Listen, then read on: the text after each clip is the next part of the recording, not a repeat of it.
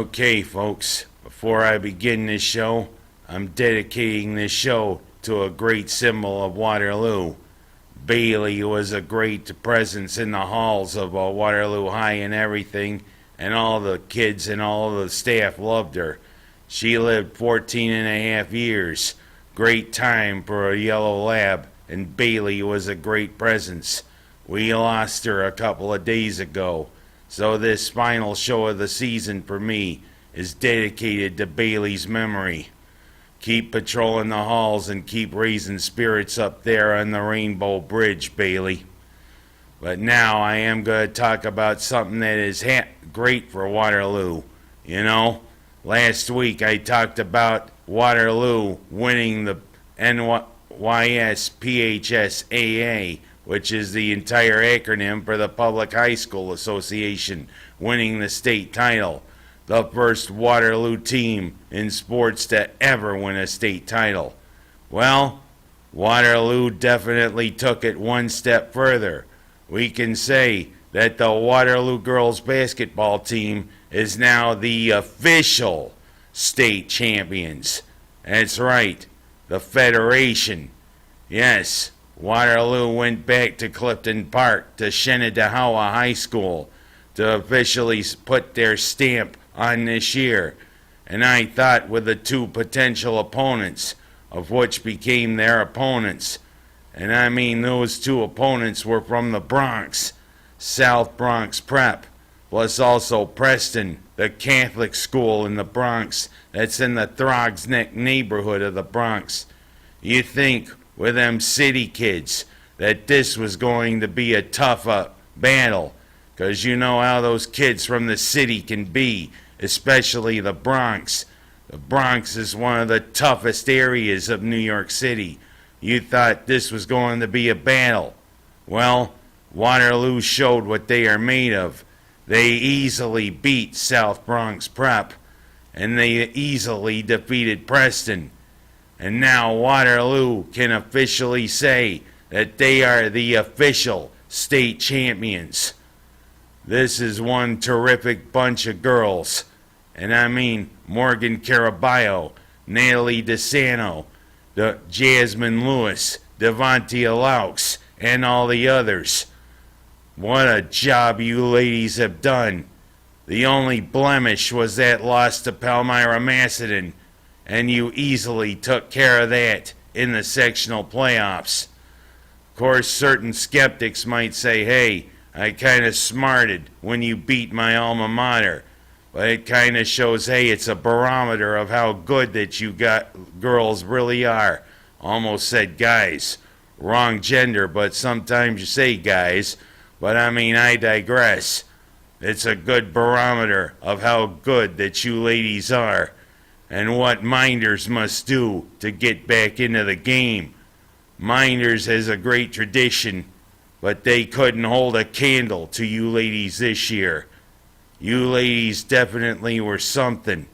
Michael Bree is definitely a great coach and a great developer of talent and also developer of the game, as he starts out with the young ladies of Waterloo and works on them continually.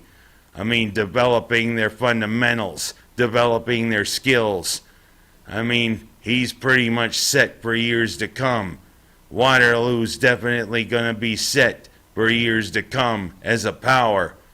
But I mean, it's going to be a real good barometer here. And I mean, I don't know how good next year's team. Yeah, we lose a lot of talent. Waterloo does lose a lot of talent.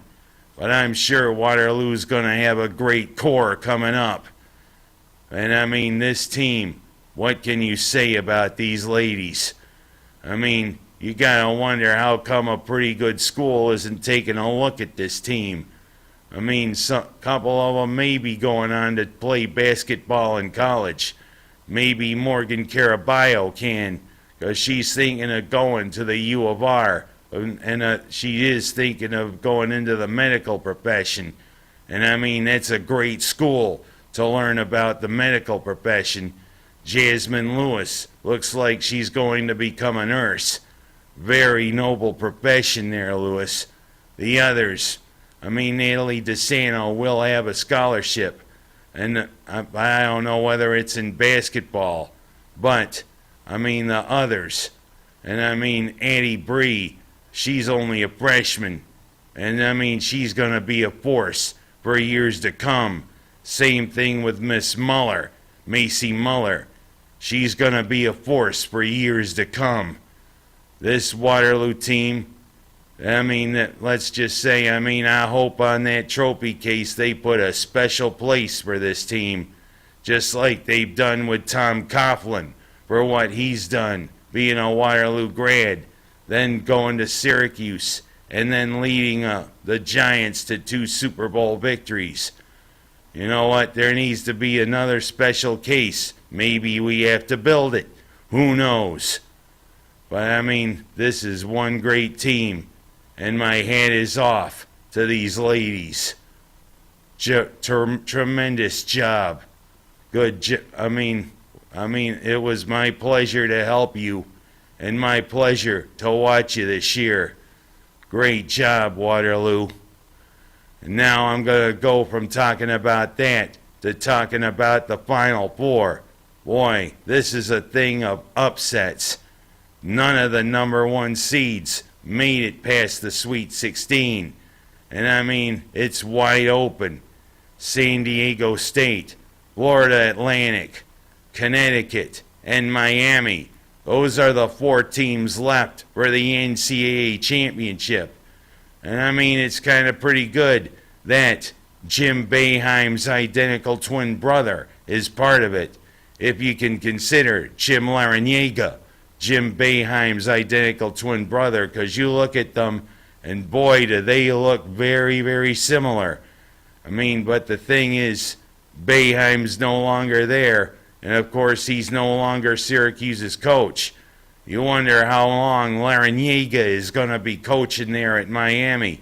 Well, it would be great if Miami could win the title, because, hey, the ACC is still showing that, hey, they could still be part of the dance. But, just looking at Florida Atlantic, what an upstart. What a thing for these Owls. Hoot hoot! Yeah, if Florida Atlantic could somehow make it there to the final game, this would definitely be a feather in the cap for that young school. But you see, UConn being there again. Of course, this ain't Chino Oriema and the ladies team.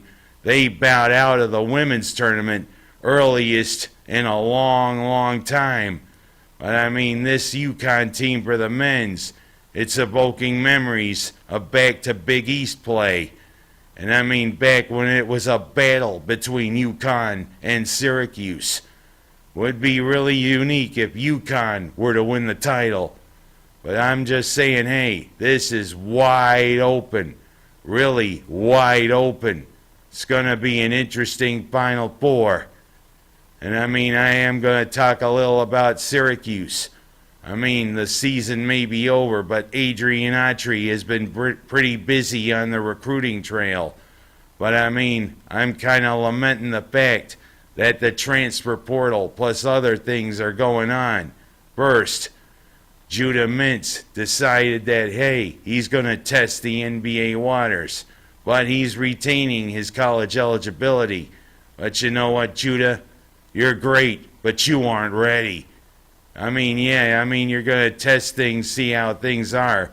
But you know what? You still need a little seasoning, young man. You need to come back and play with J.J. Starling, because I think you're going to be a deadly combination on the court. But for Joe Girard, who's decided that he's going to enter the portal, and he might test the NBA waters. Girard, I don't know whether you're going to make the NBA, maybe overseas. But you had 1 year of eligibility left. You were inconsistent, but when you were on, you were on.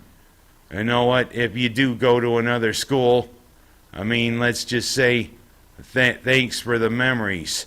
But that portal, like I said, it's kind of becoming the bane of college basketball and college sports.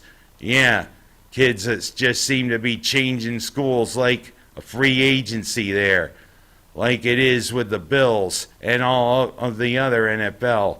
A lot of good free agent signings. And of course, Buffalo has done what it's needed to do to get the funds, especially when that draft comes up at late April. But I mean, let's see what happens there. Do you think Syracuse is going to raid the portal? Maybe talk to Scotty. Hey, Scotty, can you give me some more juice getting me a recruit? I'm giving her all she's got, Captain. If I give her any more, she'll blow. Yeah? Well, I mean, yeah. The transfer portal and the NIL rules, they kind of blow. You know? It's not good for college sports. I mean, you kind of like some of them to stay where they are. But I mean, that's the way sports are nowadays. But I mean, like I said, congratulations to the Waterloo girls. You accomplished something that only seems once in a lifetime. I mean, 30 years ago, it was my pleasure to watch the Miners boys go all the way to win the state title and the federation title. And a couple of the veterans of that group, Matt Berkey, Pat Prain, are also helping Miners basketball right now. I mean, hopefully they can be a great legacy for these Waterloo girls in the future. Maybe a couple of them can come back and help the future Waterloo teams. Great job, Waterloo. And that is it for me for this season. It's been another pleasure. This season, I mean, I dedicated to my mom. And it was 1 year ago last weekend that I lost her. This season was for her, and I intend to keep going. I'll see you in August.